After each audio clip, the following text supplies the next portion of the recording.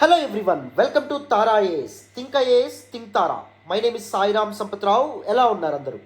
ఈరోజు ద హిందూ ఎనాలిసిస్లో మనం మాట్లాడుకునే మొదటి ఆర్టికల్ చూడండమ్మా. Nijjar case, India Canada expel diplomats. One of the most important articles appeared in the first page of the Hindu newspaper today, relevant to GS paper 2 of our examination. International రిలేషన్స్కి సంబంధించినటువంటి one of the most important articles. జాగ్రత్తగా attention pay చేసి వింటే బ్యాక్గ్రౌండ్తో సహా డీటెయిల్డ్గా కాంప్రహెన్సివ్గా this particular టాపిక్ని ఎక్స్ప్లెయిన్ చేస్తాను and how this particular issue or diplomatic tussle between India and Canada can be relevant to your mains examination. మనం మాట్లాడే ప్రయత్నం చేద్దాం. జాగ్రత్తగా అటెన్షన్ పే చేసి వినండి. First up let us look at the context of this particular article. ఎందుకు first పేజ్లో ఈ ఆర్టికల్ ఎపీర్ అవ్వడం అనేది జరిగింది? What exactly is the seriousness of this particular news in the first place అర్థం చేసుకుందాం. New Delhi in its recent press meet yesterday said that it has expelled 6 Canadian diplomats and will pull back its high commissioner from Canada. భారతదేశం ఏం చెప్పింది అంటే మన దేశంలో ఉంటూ Canadian diplomatic మిషన్స్ని క్యారీ అవుట్ చేస్తున్నటువంటి కెనడియన్ డిప్లొమాట్స్ ఎవరైతే ఉంటున్నారో వాళ్ళని తక్షణమే మేము తిరిగి వెనక్కి పంపిస్తా ఉన్నాం. అండ్ మా యొక్క డిప్లొమాట్ హై కమిషనర్ దౌత్యాధికారి ఎవరైతే కెనడాలో స్టేషన్ అయి ఉన్నారో అతన్ని మేము వెనక్కి పిలిపిస్తున్నాం అని చెప్పడం అనేది జరిగింది. బట్ వై ట్రెడిషనల్ ఎలైస్ అయినటువంటి ఇండియా కెనడా ఎందుకు ఈ వ్యాఖ్యలు చేయడం అనేటువంటి జరిగింది? అసలు గొడవ ఏంటి, తతంగం ఏంటి? అది మీకు అర్థం కావాలంటే మీరు గత సంవత్సరం జూన్ నాటికి వెళ్ళాలి. 18th June 2023 what happened? A pro Khalistan Sikh preacher named Hardeep Singh Nijjar was killed and massacred by a group of anonymous people. ఇంతకీ ఎవరు ఈ హర్దీప్ సింగ్ నిజార్? ఆయన గురించి మనం తెలుసుకోవాలి. Is a pro Khalistan leader అని చెప్పి మనం మాట్లాడుకున్నాం. ఇంతకీ Khalistan what exactly is its relevance to India మనం మాట్లాడే ప్రయత్నం చేయాలి. Khalistan movement was actually a significant Sikh nationalist movement that desired to create an independent state for Sikh people inside the north west republic of India. భారతదేశం యొక్క వాయువ్య ప్రాంతం ప్రస్తుత పంజాబ్ అండ్ నార్థన్ రాజస్థాన్ రీజియన్స్లో స్వతంత్ర సిక్కు రాజ్యము లేదా స్వతంత్ర సిక్కు దేశం ఏర్పాటు అవ్వాలని చెప్పి స్టార్ట్ అయినటువంటి ఒక ముఖ్యమైన ఉద్యమమే ఖలిస్తాన్ ఉద్యమంగా మనం చెప్పొచ్చు. Just like the demands for separation of the erstwhile British India into India and Pakistan on the basis of religion, మత ప్రాతిపదికన ఒకప్పటి బ్రిటిష్ ఇండియాని ఇండియా మరియు పాకిస్తాన్ అనబడే రెండు స్వతంత్ర దేశాలుగా విడదీయాలని వచ్చినటువంటి 2 స్టేట్ థియరీ ఏదైతే ఉందో దాన్ని బేస్ చేసుకుని ఏర్పాటైనటువంటిదే ఖలిస్తాన్ మూవ్మెంట్గా మనం చెప్పొచ్చు. మత ప్రాతిపదికన మన భారతదేశంలోని కొంత ప్రాంతం ఏదైతే ఉందో అది స్వతంత్ర దేశంగా ఏర్పాటు అవ్వాలి, సిక్కులకంటూ ప్రత్యేక దేశం ఏర్పాటు అవ్వాలి అనే డిమాండ్స్తో మొదలైనటువంటిదే ఖలిస్తాన్ మూవ్మెంట్గా చెప్పొచ్చు. ఎర్లీ 1980s 1980వ దశకం మొదటి భాగంలో దిస్ మూవ్మెంట్ ఏదైతే ఉందో it emerged as a major separatist movement, ఒక ప్రత్యేకమైనటువంటి ఒక తీవ్రమైనటువంటి వేర్పాటువాద ఉద్యమంగా మనం మాట్లాడొచ్చు. ఆఫ్ కోర్స్ ఖలిస్తాన్ మూవ్మెంట్కి పాకిస్తాన్ సీక్రెట్ స్టేట్ ఏదైతే ఉందో మిలిటరీ కూడా చాలా సపోర్ట్ చేయడం అనేటువంటి జరిగింది. ఆ సమయంలో పాకిస్తాన్ మనం బంగ్లాదేశ్ ఇండిపెండెన్స్కి సపోర్ట్ చేశామనేటువంటి ఉద్దేశంతో మన దేశంలోంచి కొంత ప్రాంతం సిక్కు దేశంగా ఏర్పాటు అవ్వాలనే ఉద్దేశంతో వాళ్ళకి ఆర్మ్స్ ఎమ్యునిషన్ అనేటువంటిది ఇవ్వడం అనేటువంటిది జరిగింది. మరి ఖలిస్తాన్ మూవ్మెంట్ యొక్క లీడర్గా మిస్టర్ బింద్రన్ వాలా ఆ సమయంలో ఎమర్జ్ అవ్వడం అనేటువంటిది జరిగింది. Proclaimed, he declared himself as the protector and arbitrator of Sikh rights, సిక్కుల యొక్క హక్కుల్ని కాపాడేటటువంటి రక్షకుడిగా తనను తాను ప్రకటించుకోవడం అనేది జరిగింది. Then again, Indian government never spared these separatist tendencies. What it has done, it has come up with a strategic Operation Blue Star. Operation Blue Star పేరుతో ఒక మిలిటరీ ఆపరేషన్ ద్వారా మిస్టర్ బింద్రావాలని క్యాప్చర్ చేసుకోవడం అనేటువంటిది జరిగింది. సో అక్కడితో post operation Blue Star anti India tendency సిక్కుల్లో ఎక్కువగా మొదలవ్వడం అనేటువంటిది జరిగింది. అది ఇప్పటికీ మనం చాలా ప్రాంతాల్లో చూస్తూ ఉంటాం. సో అందుకే ఇందిరాగాంధీ యొక్క పర్సనల్ బాడీ గార్డ్స్ సిక్కులు ఎవరైతే ఉన్నారో వాళ్ళిద్దరూ ఇందిరాగాంధీని చంపేయడం అనేటువంటిది జరిగింది, మర్డర్ చేయడం అనేది జరిగింది. ఈ కిల్లింగ్ తర్వాత సిక్కులకు వ్యతిరేకంగా కూడా భారతదేశ వ్యాప్తంగా ఆల్ అక్రాస్ ఇండియా చాలా యాంటీ సిక్ మూవ్మెంట్స్ ఏవైతే ఉంటాయో అవి స్టార్ట్ అవ్వడం అనేది జరిగింది. సిక్కులు యాంటీ ఇండియన్ మూవ్మెంట్స్తో యాంటీ ఇండియా క్యాంపెయిన్స్తో ముందుకు వచ్చారు. వెరాజ్ భారతీయులు యాంటీ సిక్ క్యాంపెయిన్స్ ఏవైతే ఉంటాయో వాటితో ముందుకు రావడం అనేటువంటిది జరిగింది. మరి ఆపరేషన్ బ్లూ స్టార్తో ఖలిస్తాన్ మూవ్మెంట్ తన ప్రామినెన్స్ని, సిగ్నిఫికెన్స్ని పూర్తిగా కోల్పోవడం అనేది జరిగింది. ఆఫ్ కోర్స్ యూరోప్లోని కొన్ని ప్రాంతాల్లో ఎవరైతే సిక్ మైగ్రెంట్స్ ఉన్నారో వాళ్ళు, కెనడాలో ఉన్నటువంటి సిక్ మైగ్రెంట్స్ ఎవరైతే ఉన్నారో వాళ్ళు మాత్రం they are coming up with continuous demands of creation of a separate 6 state named Khalistan డిమాండ్స్తో ముందుకు వస్తూ ఉన్నారు. సో అలాంటి ఒక ఖలిస్తాన్ యాక్టివిస్ట్ అయినటువంటి, కెనడాలో అతన్ని యాక్టివిస్ట్ అనే పేరుతో పిలుస్తారు, బట్ ఇండియా అతన్ని సెపరేటిస్ట్ అనేటటువంటి పేరుతో పిలుస్తుంది. ఎందుకంటే భారతదేశంలో ఒక ప్రాంతాన్ని వేర్పాటుకు గురి చేయాలి అని ప్రయత్నిస్తున్నాడు కాబట్టి వేర్పాటువాది, సెపరేటిస్ట్ అనేటువంటి పేరుతో పిలుస్తుంది. మరి Sikh activist or separatist named Hardeep Singh Nijjar, ఆయన గత సంవత్సరం జూన్ 18వ తారీఖున హత్యకు గురి కాబడ్డం అనేటటువంటి జరిగింది. కట్ చేస్తే గత సంవత్సరం సెప్టెంబర్లో జరిగినటువంటి G20 శిఖరాగ్ర సమావేశం, G20 18th G20 సమిట్ ఏదైతే ఉందో దీన్ని ఇండియా హోస్ట్ చేయడం అనేటటువంటి జరిగింది. దీనికి కెనడా ప్రైమ్ మినిస్టర్ అయినటువంటి మిస్టర్ జస్టిన్ ట్రూడ్యూ హాజరవ్వడం అనేటటువంటి జరిగింది. హాజరైనప్పటికీ ఇండియాతో ఒక డైరెక్ట్ బైలేటరల్ ఎంగేజ్మెంట్లో ఆయన ఏమైనా పార్టిసిపేట్ చేశారా అంటే చేయనటువంటి పరిస్థితి.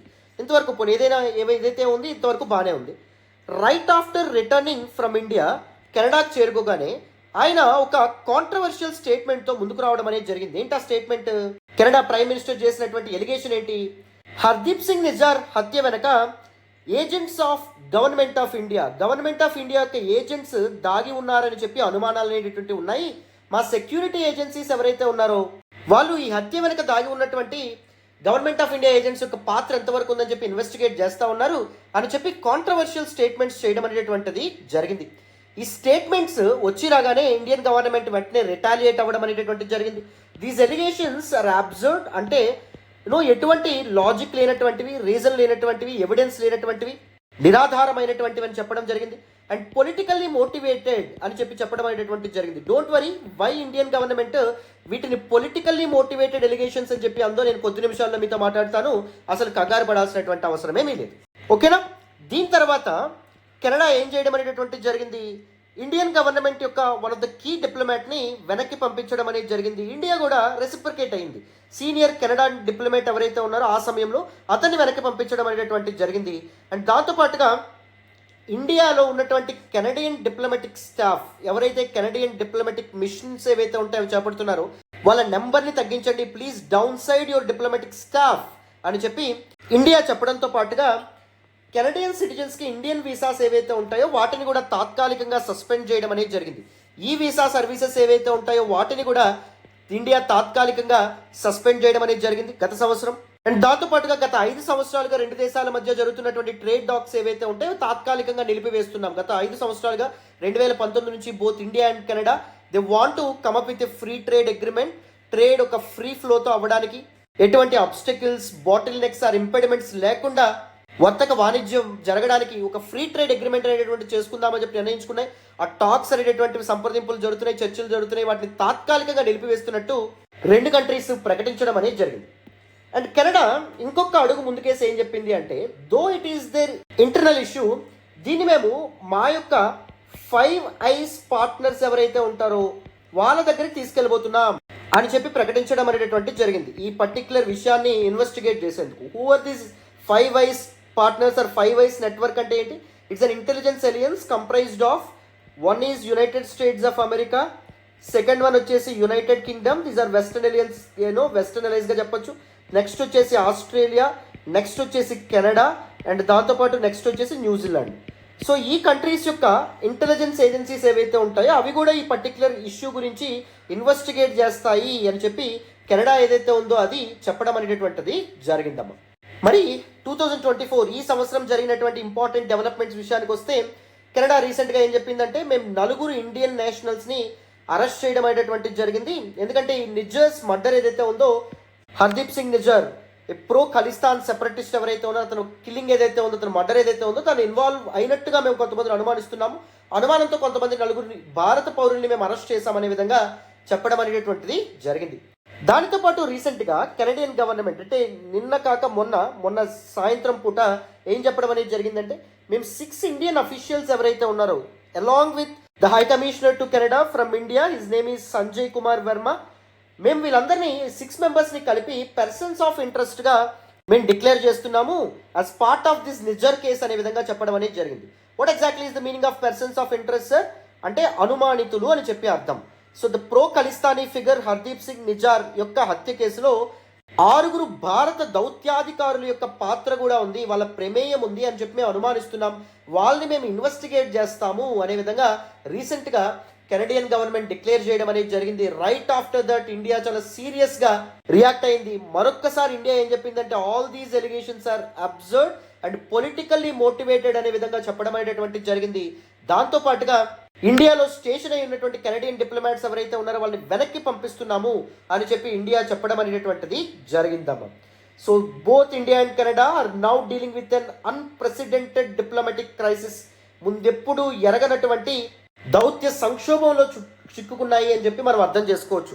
Irrespective of our alignment with the west or something, Canada ఎప్పుడు మనకు ఒక ట్రెడిషనల్ అండ్ గుడ్ అలైగా ఉండడం అనేటువంటిది జరిగింది. But due to some political motivations, for example critics argue that, విమర్శకులు ఏం చెప్తారు అంటే, not me, Canadian prime minister mister Justin Trudeau ఆయన ఓట్ బ్యాంక్ పాలిటిక్స్ కోసం ఇవన్నీ చేస్తూ ఉన్నాడు. అంటే కెనడాలో సెటిల్ అయినటువంటి సిక్కులు ఎవరైతే ఉన్నారో వాళ్ళ యొక్క ఓట్ల కోసం ఈ తతంగం అంతా నడిపిస్తూ ఉన్నారు. అనవసరంగా భారత ప్రభుత్వం మీద అర్థం పర్థం లేని నిరాధారమైన బేస్లెస్ ఎలిగేషన్స్ అనేటటువంటివి చేస్తూ ఉన్నారు అని చెప్పి విమర్శకులు ఎవరైతే ఉన్నారో వాళ్ళు భావిస్తూ ఉన్నారు.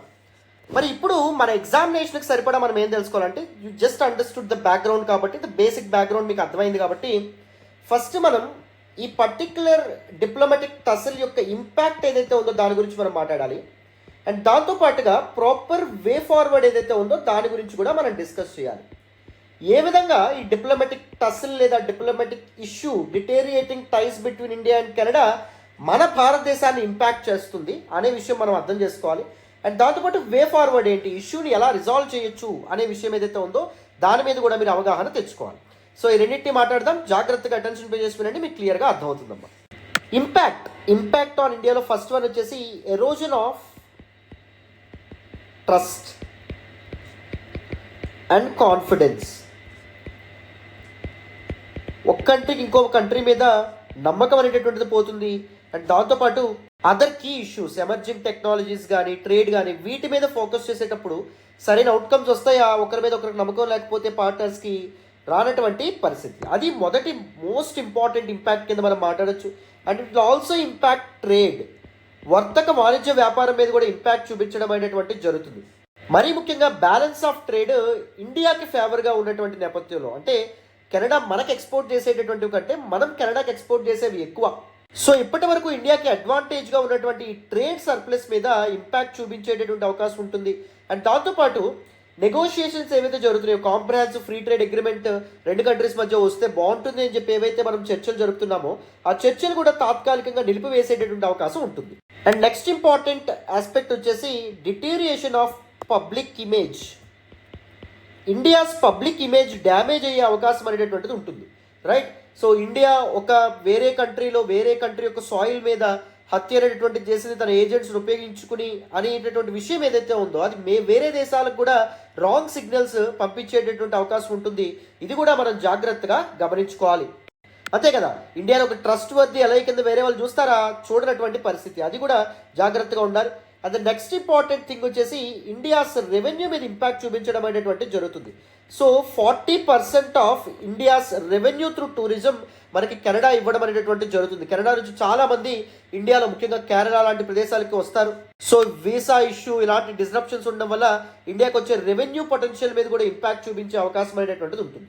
And the next important thing వచ్చేసి it will definitely effect education. అవునా, Canada is the second most popular destination of Indian students అమ్మ. యుఎస్ తర్వాత కెనడాకి ఎక్కువగా వెళ్ళడానికి స్టూడెంట్స్ ఇష్టపడతారు. సో కెనడా ఒకవేళ వీసాస్ ఇష్యూ చేయడం కానీ లేకపోతే యూనివర్సిటీ సీట్స్ అలౌట్ చేయడం కానీ ఆపేసింది అనుకోండి, ఎడ్యుకేషన్ మీద కూడా ఇంపాక్ట్ చూపించడం అనేటువంటిది జరుగుతుంది. And the next important thing వచ్చేసి Canada may become a safe haven for separatist.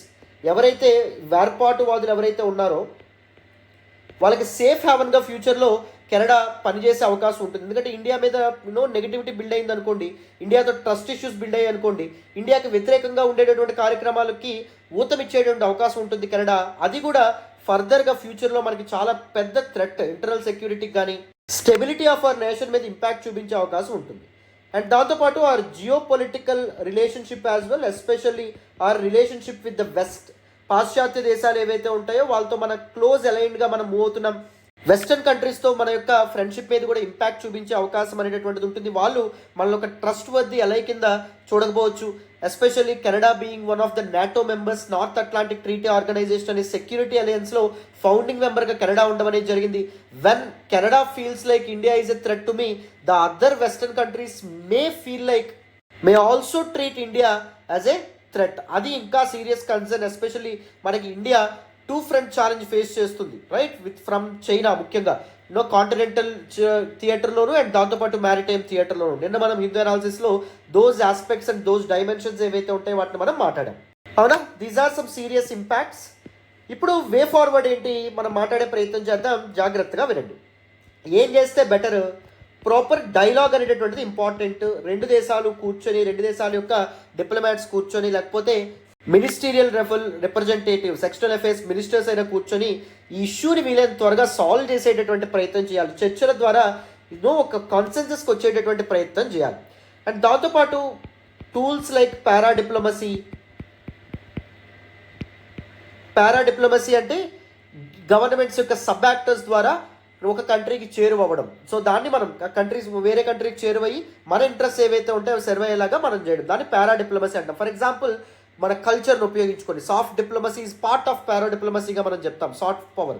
So మన యొక్క కల్చర్ని కానీ పీపుల్ టు పీపుల్ ఎంగేజ్మెంట్ అవ్వచ్చు, మన డయాస్పరా అవ్వచ్చు, వీటిని ఉపయోగించుకొని మన ఇంట్రెస్ట్ ఏవైతే ఉంటాయో వాటిని మనం వేరే కంట్రీస్ నుంచి తెచ్చుకున్నాం అనుకోండి, దాన్ని మనం పారాడిప్లొమసీ పేరుతో పిలవడం అనేటువంటిది జరుగుతుంది, రైట్. సో ఇండియన్ నేషనల్స్ లేకపోతే ఇండియన్ ఆరిజిన్కి చెందినటువంటి పీపుల్ చాలామంది కెనడాలో ఇప్పుడు నివాసం ఉంటున్నారు.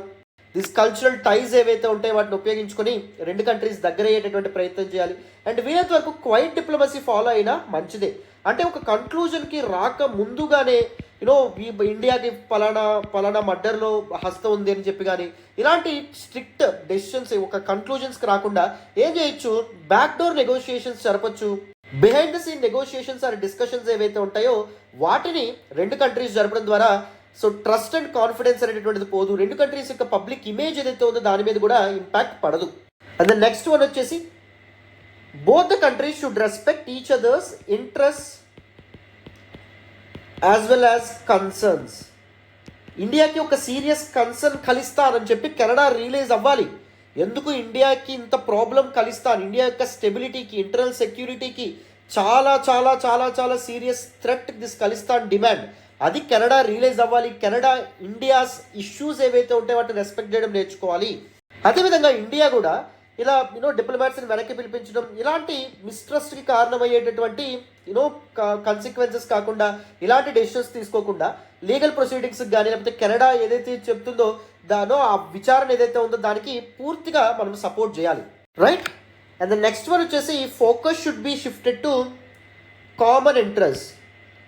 ఇంకా ఆలోచించాల్సినవి చాలా చాలా ఉన్నాయి దీనికంటే. ఫర్ ఎగ్జాంపుల్ సైబర్ సెక్యూరిటీ అవ్వచ్చు, క్లైమేట్ చేంజ్ అవ్వచ్చు, సెక్యూరిటీ కోఆపరేషన్ అవ్వచ్చు, లేకపోతే ట్రేడ్ బ్యారియర్స్ని కట్ డౌన్ చేయడం అవ్వచ్చు. ఇలాంటి కామన్ ఇంట్రెస్ట్ ఏవైతే రీసెర్చ్ అండ్ డెవలప్మెంట్ అవ్వచ్చు, ఇలాంటి వాటి మీద రెండు కంట్రీస్ ఫోకస్ చేయడం చాలా చాలా ఇంపార్టెంట్ అమ్మ. ఓకేనా, క్లారిటీ వచ్చిందనే అనుకుంటున్నాను. సో ఇది మీకు ఎగ్జామ్కి చాలా చాలా ఇంపార్టెంట్. ఈ ఆర్టికల్లో భాగంగా మనం ఏం డిస్కస్ చేసాము, కాంటెక్స్ట్ ఏదైతే ఉందో దాన్ని పూర్తి స్థాయిలో మనం అర్థం చేసుకున్నాం, ఎందుకు మనం ఈ పర్టికులర్ ఆర్టికల్ని డిస్కస్ చేస్తున్నాం, న్యూస్లో ఏమొచ్చిందని, ఎంటైర్ బ్యాక్గ్రౌండ్ ఏదైతే ఉందో దాన్ని కూడా నేను పూర్తి స్థాయిలో ఎక్స్ప్లెయిన్ చేశాను. అండ్ దాని తర్వాత మన ఎగ్జామ్కి important aspects, that is impact of this particular diplomatic tussle and the way forward, ఎలా ఈ పర్టికులర్ ఇష్యూని సాల్వ్ చేయొచ్చో మనం డిస్కస్ చేయడం అనేటువంటిది జరిగింది with proper relevant examples. Isn't it? అందరికీ దిస్ పర్టికులర్ ఆర్టికల్ పూర్తి స్థాయిలో డీటెయిల్గా కాంప్రహెన్సివ్గా అర్థమైందని అనుకుంటున్నాను. మన హిందూ అనాలిసిస్ మీకు నచ్చుతున్నట్టయితే please do hit that big fat like button. Explanation ఎలా ఉందో కామెంట్ చేయండి. మీ ఫ్రెండ్స్ అండ్ ఫెలో ఆస్పిరెంట్స్కి కూడా మన వీడియోస్ని షేర్ చేసే ప్రయత్నం చేయండి. ఛానల్ని ఇంకా సబ్స్క్రైబ్ చేసుకోలేదా?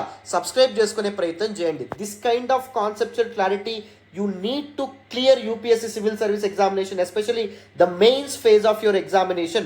It is very very easy for me to spit out all the facts, but కానీ ఎప్పుడైతే దట్ బిట్వీన్ ద లైన్స్ మీరు చదవడం మీకు అలవాటు చేయడం జరుగుతుందో అప్పుడు మీకు ఈజీగా స్కోర్ పెరుగుతుంది, బెటర్ మార్క్స్ అనేటటువంటి ఫెచ్ అయ్యే అవకాశం ఉంటుంది, మీకు ఎడ్జ్ అనేటటువంటిది ఉంటుంది, మీ ఓన్గా కూడా మీరు అనాలిసిస్ అనేటటువంటిది చేసుకోగలుగుతారు. రైట్, అర్థమైంది అనుకుంటున్నాను. వితౌట్ ఎనీ ఫర్దర్ డిలే మనం నెక్స్ట్ ఆర్టికల్ డిస్కస్ చేద్దాం. జాగ్రత్తగా వినండి. ఈరోజు ద హిందూ అనాలిసిస్లో మనం మాట్లాడుకునే నెక్స్ట్ ఆర్టికల్ చూడండి. Ensuring a proper safety net for the gig worker one of the most important articles with respect to GS paper 2 governance కి సంబంధించినటువంటి ఆర్టికల్, సోషల్ జస్టిస్ కి సంబంధించినటువంటి ఆర్టికల్ జిఎస్ పేపర్ 3 కింద కూడా వస్తుంది. Issues with respect to development in India. Okay, so actually this particular article was authored by Kingshuk Sarkar, who was a faculty member at the Goa Institute of Management and a former labor administrator with the government of West Bengal. ఆయన gig work గురించి, gig ఎకానమీకి సంబంధించినటువంటి reforms గురించి, మన ఇండియాలో labour codes ఏవైతే ఉంటాయో వాటికి సంబంధించినటువంటి రేషనలైజేషన్ గురించి కొన్ని ఇంపార్టెంట్ ఇన్సైట్స్తో దిస్ పర్టికులర్ ఆర్టికల్తో ముందుకు రావడం అనేది జరిగింది. వండర్ఫుల్ ఆర్టికల్, చాలా మంచి ఆర్టికల్, మెయిన్స్కి మీకు మంచి డైమెన్షన్స్ దొరికేటటువంటి ఆర్టికల్. జాగ్రత్తగా అటెన్షన్ పే చేసుకుంటే క్లియర్గా ఈ ఆర్టికల్ నేను ఎక్స్ప్లెయిన్ చేసే ప్రయత్నం చేస్తాను, మీకు చాలా చక్కగా అర్థమవుతుంది. వింటారా మరి? వినండి. You already know that recently gig economy అనేటటువంటిది విపరీతంగా ఎక్స్పాండ్ అవ్వడం అనేటటువంటిది జరుగుతుంది. Why? Since it offers flexible work hours and task based jobs అనేటటువంటివి ఉంటాయి. And this newly emerged app based platforms like Swiggy, Zomato, Ola, Uber, వీటి ద్వారా కంటిన్యూస్ వర్క్ కూడా గిగ్ వర్కర్స్కి దొరుకుతుంది. But at the same time these gig workers who are part of the foundation of gig economy they often lakh basic social security benefits. సామాజిక భద్రత వాళ్ళకు ఏమైనా ఉందా అంటే లేనటువంటి పరిస్థితి.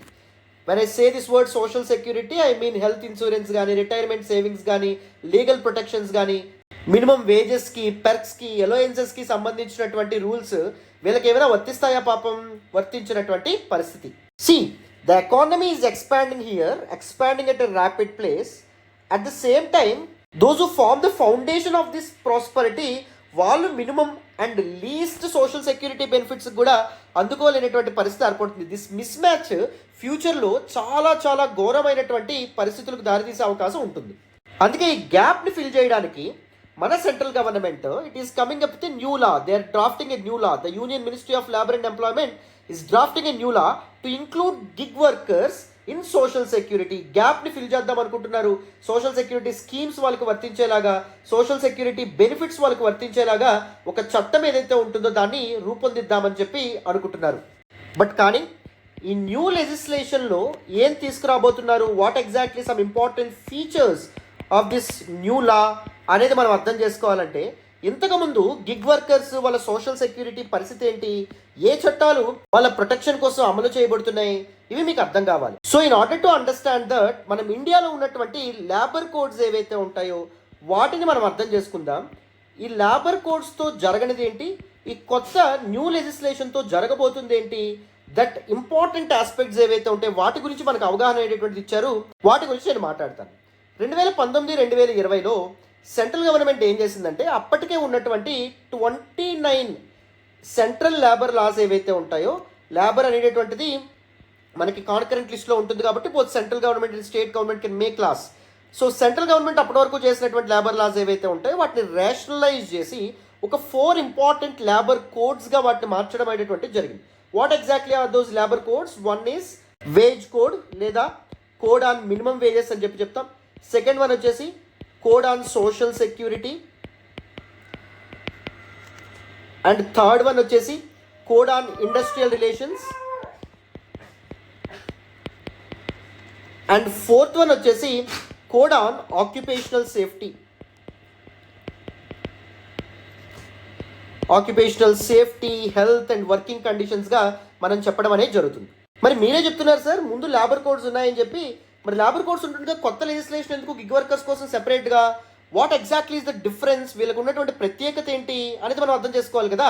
ఇక్కడే ఈ లేబర్ కోడ్స్లో ఉన్నటువంటి important bottlenecks and shortcomings మనకు కనిపిస్తాయి.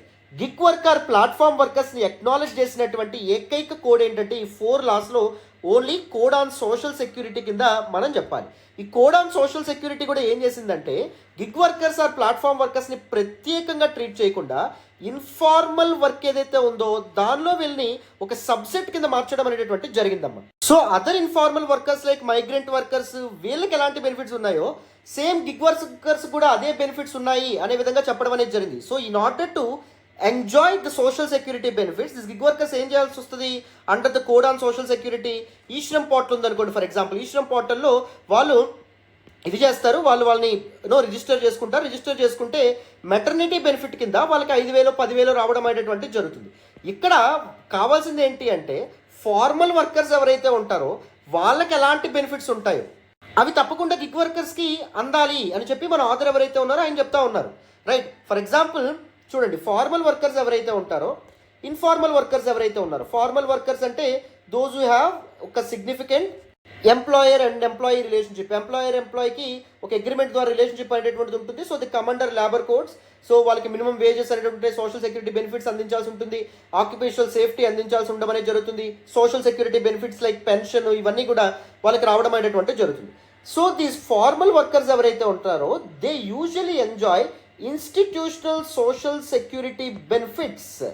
వీటిని వీళ్ళు అందుకోవడం అనేది జరుగుతుంది. ఫర్ ఎగ్జాంపుల్ మెటర్నిటీ లీవ్ వీళ్ళకి ఉంటుందా అంటే తప్పకుండా ఉండడం అనేది జరుగుతుంది. 26 weeks of paid maternity leave under maternity benefit act of 1961 కింద వీళ్ళు ఎంజాయ్ చేయడం అనేది జరుగుతుంది. వేరాస్ ఇన్ఫార్మల్ వర్కర్స్ ఎవరైతే ఉంటారో వీళ్ళకి ఇలాంటి ఇన్స్టిట్యూషనల్ సోషల్ సెక్యూరిటీ బెనిఫిట్స్ అనేటువంటి ఉండవు, బట్ సోషల్ సెక్యూరిటీ స్కీమ్స్ నుంచి బెనిఫిట్స్ అనేటువంటి ఉంటాయి. ఫర్ ఎగ్జాంపుల్ ఈ శ్రమ్ పోర్టల్లో రిజిస్టర్ చేసుకోవడం వల్ల కానీ, లేకపోతే గవర్నమెంట్ ఏదైనా సోషల్ సెక్యూరిటీ స్కీమ్ తీసుకొస్తే వాటికి సంబంధించి బెనిఫిట్స్ అనేవి ఉంటాయి తప్ప ఇలాంటి institutional social security benefits informal workers ఉంటాయా? ఉండవు.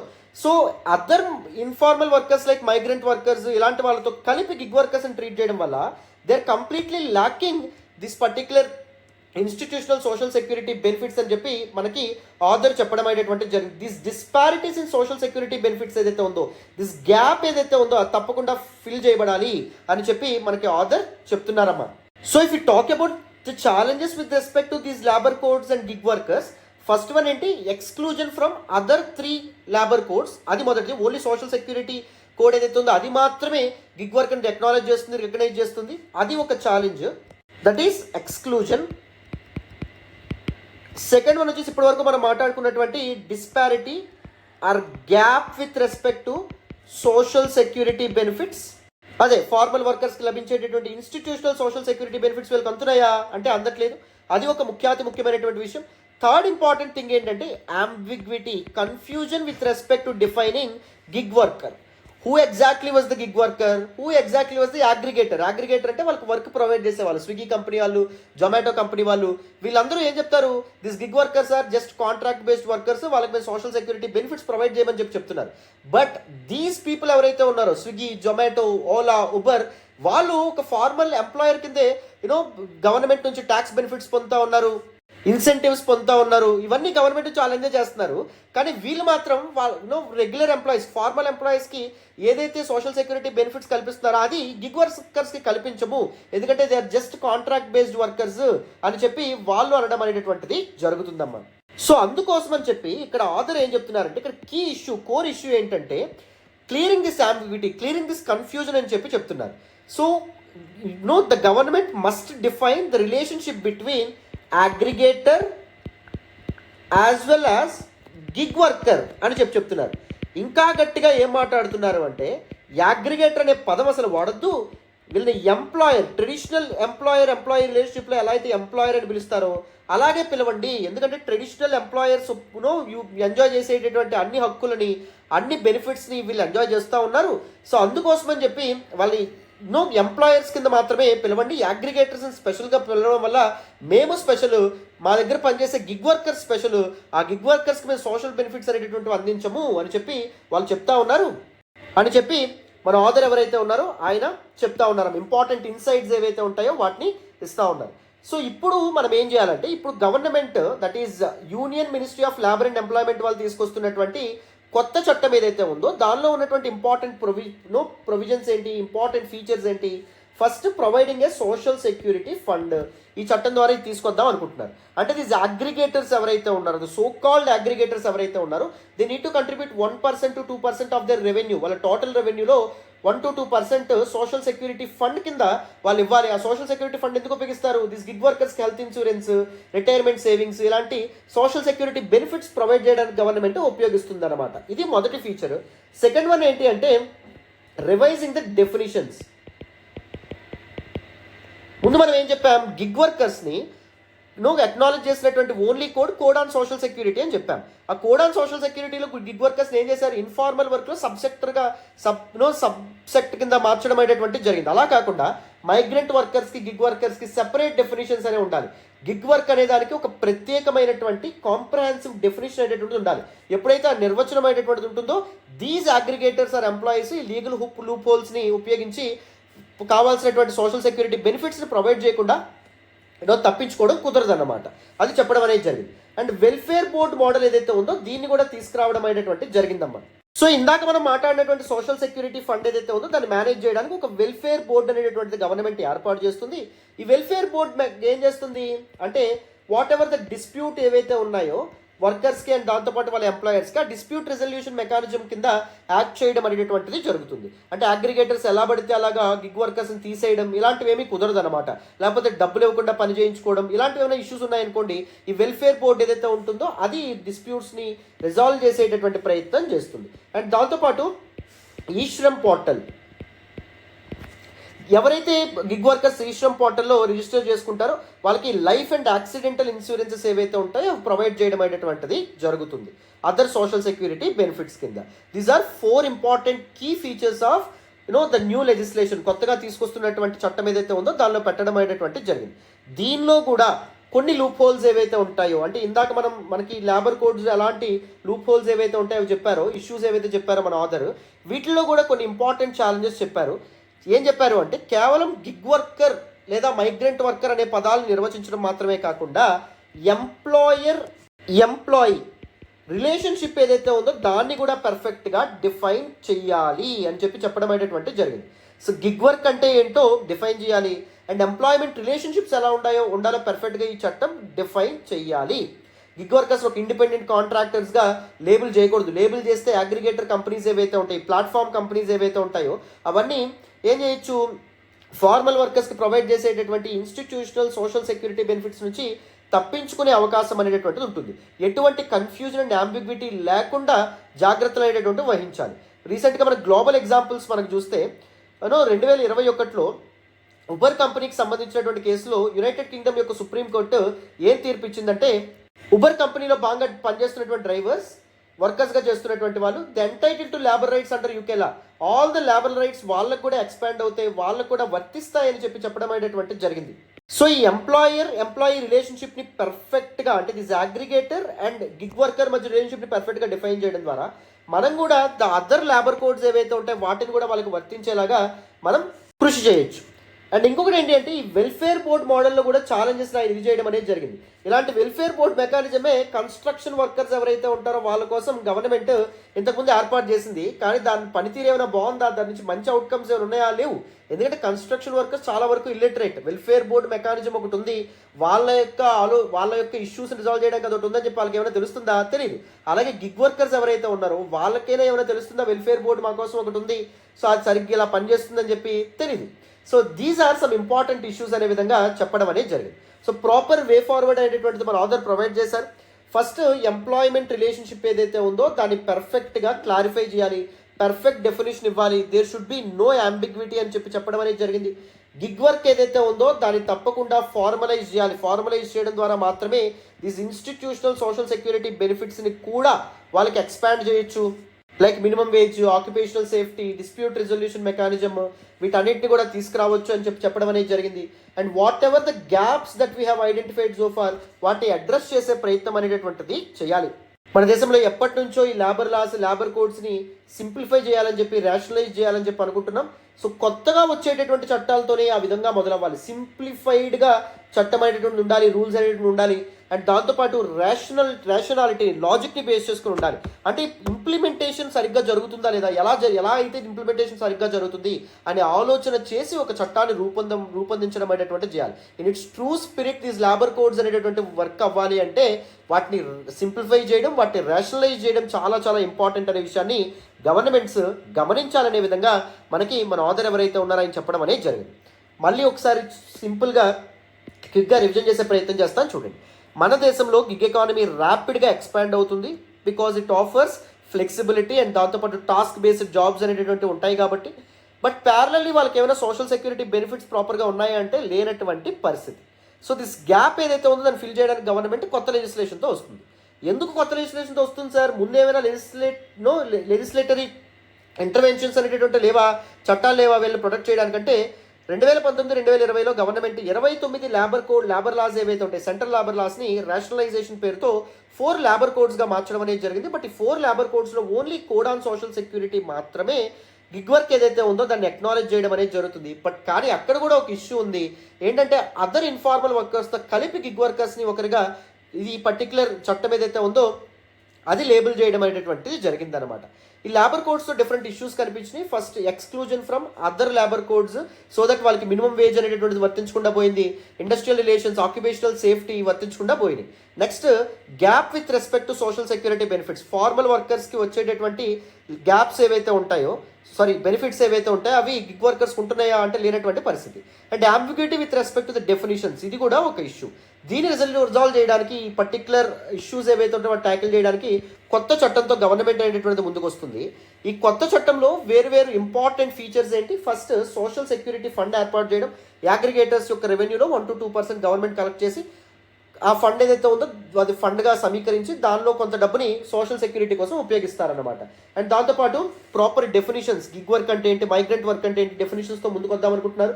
థర్డ్, వెల్ఫేర్ బోర్డ్ మెకానిజంతో ముందుకు రావద్దామని చెప్పి అనుకుంటున్నారు ఫర్ డిస్ప్యూట్ రెజల్యూషన్. ఫోర్త్, ఈ శ్రమ్ పోర్టల్లో రిజిస్టర్ చేసుకున్నటువంటి ఎవరైతే గిగ్ వర్కర్స్ ఎవరైతే ఉంటారో వాళ్ళకి other social security benefits, accidental benefits కానీ ఇలాంటివి ఏవైతే ఉంటాయో ఇవి కూడా అందించాలనేటటువంటి ప్రయత్నం చేస్తున్నారు. ఇందులో కూడా కొన్ని ఇంపార్టెంట్ షార్ట్ కమింగ్స్ని మన యొక్క ఆధార్ ఐడెంటిఫై చేశారు. ఏంటి అంటే ఎంప్లాయీ రిలేషన్షిప్ కీ అది ఉండడం important. And welfare board mechanism ఏదైతే ఉందో అది కూడా ప్రాపర్గా లాజికల్గా రేషనాలిటీని బేస్ చేసుకుని ఏర్పాటు చేయడం కూడా, అవుట్కమ్స్ని దృష్టిలో పెట్టుకుని ఏర్పాటు చేయడం కూడా ఇంపార్టెంట్ అని చెప్పడం అనేది జరిగింది. వే ఫార్వర్డ్ ఏం చెప్పారు? ఎంప్లాయ్మెంట్ రిలేషన్షిప్స్ని పర్ఫెక్ట్గా క్లారిఫై చేయాలి. అగ్రిగేటర్స్ అనే పేరుతో కాకుండా ఎంప్లాయర్ అనే పేరుతోనే వాళ్ళందరినీ ప్లాట్ఫామ్స్ ఏవైతే ఉంటాయో వాటన్నిటిని నిర్వహించాలి. ఎందుకంటే they still enjoy tax benefits and incentives and everything. And దాంతోపాటు గిగ్ వర్క్ ఏదైతే ఉందో దాన్ని ఫార్మలైజ్ చేసేటటువంటి ప్రయత్నం చేయాలి. అప్పుడే this gap between institutional social security benefits and social security schemes ఈ రెండింటిని మనం ఫిల్ చేయగలుగుతాం, right? So necessary gaps and లూప్ హోల్స్ని ఇది చేయడం ద్వారా మన లేబర్ కోడ్స్ అండ్ ఇక ముందు రాబోయేటటువంటి లెజిస్లేషన్స్ కూడా సింప్లిఫై చేయడం, రేషనలైజ్ చేయడం ద్వారా in it's true spirit these legislations మనం ఇంప్లిమెంట్ చేయొచ్చు అనే విధంగా మనకు ఆర్డర్ చెప్పడం అనేటువంటి జరిగిందమ్మా. క్లారిటీ వచ్చిందని అనుకుంటున్నాను. కాంప్రహెన్సివ్గా డీటెయిల్గా దిస్ పర్టికులర్ టాపిక్ ఏదైతే ఉంది ఇది కూడా అర్థమైందని అనుకుంటున్నాను. This is all about this particular article and this is all about today's the Hindu newspaper analysis. నేను తర్వాత న్యూస్ పేపర్లో మరిన్ని ఆర్టికల్స్ కవర్ చేసే ప్రయత్నం చేద్దాం. ఎందుకంటే లెట్స్ గో స్లో, ఎందుకంటే మీకు అన్నీ ఒకేసారి అర్థం. అండ్ మరి ఈరోజు నేను చూసే ఆర్టికల్స్ మిస్ అయిపోతాను కదా సార్ అని మీరు అనుకోవద్దు. డోంట్ వరీ అట్ ఆల్, అవన్నీ మీరు ఆలోచించక్కర్లేదు. ఎందుకంటే ఆర్టికల్స్ రిపీట్ అవుతూ ఉంటాయమ్మా, కంటిన్యూస్గా రిపీట్ అవుతూ ఉంటాయి. ఫర్ ఎగ్జాంపుల్ రీసెంట్గా ఈరోజు మనం మాట్లాడినటువంటి ఇండియా కెనడా టైస్ సంబంధించి కన్ఫర్మ్గా ఒక ఒపెడ్ ఆర్టికల్స్ వస్తుంది, రైట్? నేను చాలా ఏళ్ళ నుంచి హిందీ అనాలిసిస్ చేస్తూ ఉన్నాను. విత్ మై ఎక్స్పీరియన్స్ మీకు ఏది మంచి జరుగుతుందో, ఎలా చెప్తే మంచి జరుగుతుందో నాకు తెలుసు. సో చక్కగా the Hindu newspaper analysis follow అవ్వండి. Always remember, Hindu newspaper analysis అనే పేరులో ఉంది. You need to analyse. Just ఫ్యాక్ట్స్ని మగ్గప్ చేసి ఫ్యాక్ట్స్ జాట్ డౌన్ చేసుకుంటూ వెళ్ళిపోతే కాదు. The core crux of a topic ఏదైతే ఉందో అది పర్ఫెక్ట్గా మీరు అర్థం చేసుకోవాలి. అప్పుడే మీరు పర్ఫెక్ట్ మెయిన్స్ ఆన్సర్స్ రాయగలుగుతారు. డైమెన్షన్స్ ఏవైతే ఉంటాయో వాటి మెయిన్స్ ఆన్సర్స్లో డిరైవ్ చేయగలుగుతారు. గుర్తుపెట్టుకోండి. క్లారిటీ వచ్చిందని అనుకుంటాను. This all about it. మళ్ళీ నెక్స్ట్ క్లాస్లో కలుద్దాం. బాయ్ నా.